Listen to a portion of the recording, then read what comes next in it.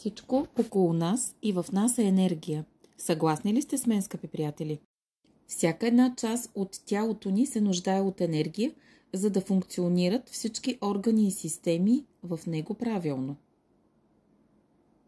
В природата и в тялото ни всичко трябва да е в баланс. Чували сме многократно този израз, който, разбира се, е всеизвестен вселенски закон. То обаче той се наруши, започват различни промени не само в физическото ни тяло, а и във всичко, което ни заобикаля. Апарата биопулсар рефлексограф е лидер в новите енергийни технологии. Той е един свръхчувствителен и прецизен инструмент, който позволява бързо, точно и безопасно да се измери енергийните нива на органите и системите в човешкото тяло и да се установи къде има блокажи и по какъв начин могат те да се променят. Апарата има 43 позолатени сензора, които отговарят на определени рефлекторни точки, намиращи се по нашите длани, въобще по цялата ни ръка. Благодарение на това апарата показва 49 рефлекторни зони на тялото, като отчита енергията, която излъчва всеки един орган от тези зони. Можете също така да видите аурата си, да научите в какво състояние са вашите вътрешни органи и да разберете какво може да направите, ако нещо не е наред.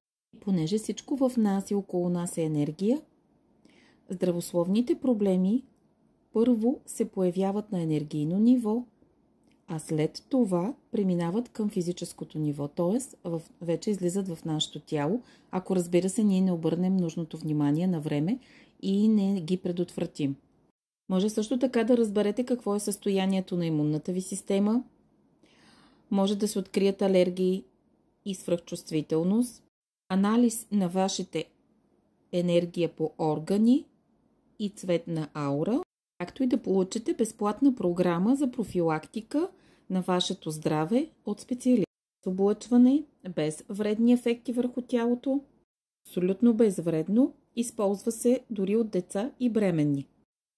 Тестването отнема по-малко от 30 минути. Ако проявявате интерес и желаете да си запишете час, моля, направете го на посочения телефонен номер или ми пишете на лично съобщение. И не забравяйте, че вашето щастие е отражение на вашето здраве.